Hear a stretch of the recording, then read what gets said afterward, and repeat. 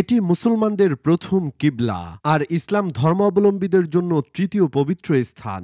মুসলিম জাতির পিতা হযরত ইব্রাহিম আলাইহিসসালাম কাবা নির্মাণের ৪০ বছর পর হযরত ইয়াকুব আলাইহিসসালাম জেরুজালেমে এই মসজিদটি নির্মাণ করেন। পরবর্তীতে হযরত দাউদ আলাইহিসসালামের নির্দেশে হযরত সুলাইমান আলাইহিসসালাম মসজিদটি আবারও পুনর্নির্মাণ করেন। বলছিলাম ফিলিস্তিনে অবস্থিত মসজিদ আল আকসার কথা। পবিত্র কোরআন নাজিলের আগ পর্যন্ত এই মসজিদকে বাইতুল মাকদাস নামে ডাকা হতো। পরে আল্লাহ তাআলা স্বয়ং এর নামকরণ করেন মসজিদ আল আকসা, যার অর্থ দূরের মসজিদ। পবিত্রতার দিক থেকে মক্কা ও মদিনার পরে মসজিদ আল আকসার অবস্থান। মহানবী হযরত মুহাম্মদ সাল্লাল্লাহু আলাইহি ওয়াসাল্লামের নবুয়তের শুরুতে মুসলমানরা কাবার পরিবর্তে এই মসজিদের দিকে মুখ করে নামাজ আদায় করতেন।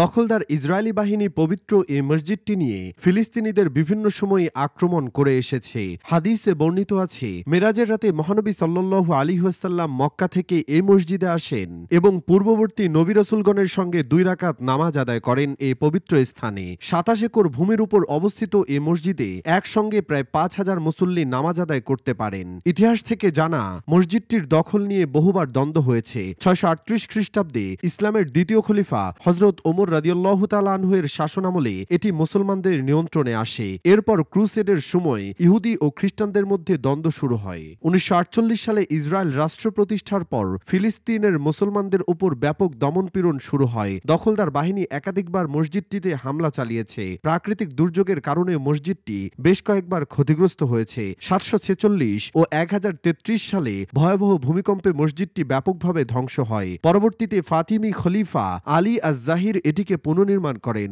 বর্তমানে যে মসজিদটি দেখা যায় সেটি মূলত খলিফা আলীর সংস্কার করা স্থাপনা। বর্তমানে দখলদার ইহুদি ইসরায়েলের দখলে রয়েছে মুসলমানদের পবিত্র এই মসজিদটি। প্রতিটি মুসলমানের বিশ্বাস একদিন দখলমুক্ত হবে এই পুণ্য ভূমি।